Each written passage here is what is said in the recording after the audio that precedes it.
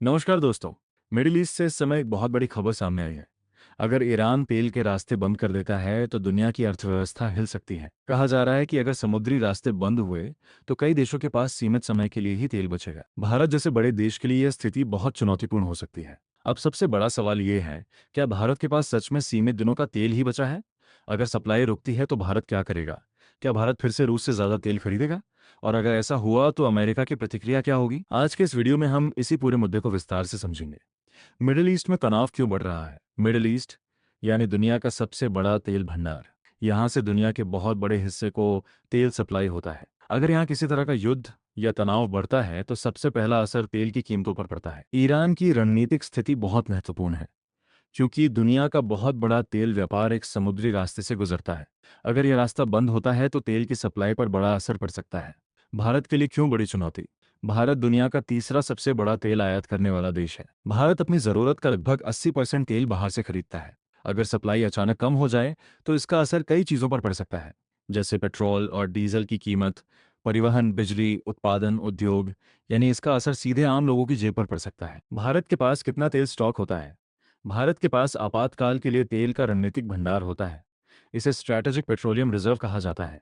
इसके अलावा तेल कंपनियों के पास भी कुछ दिनों का स्टॉक रहता है। ऐसी स्थिति में भारत सरकार आमतौर पर कई देशों से तेल खरीदने की रणनीति अपनाती है, ताकि सप्लाई प्रभावित ना हो। रूस की एंट्री, अगर मिडिल ईस्ट से तेल सप्लाई में दिक्कत आती है तो रूस भारत के लिए एक बड़ा विकल्प बन सकता है। पिछले कुछ सालों में भारत ने रूस से काफी मात्रा में तेल खरीदा है। रूस अक्सर छूट पर तेल बेचता है, जिससे भारत को आर्थिक फायदा होता है। अगर संकट बढ़ता है तो भारत रूस से ज्यादा तेल खरीद सकता है। क्या अमेरिका नाराज होगा? यह सबसे बड़ा सवाल है। अमेरिका और रूस के बीच पहले से ही तनाव है।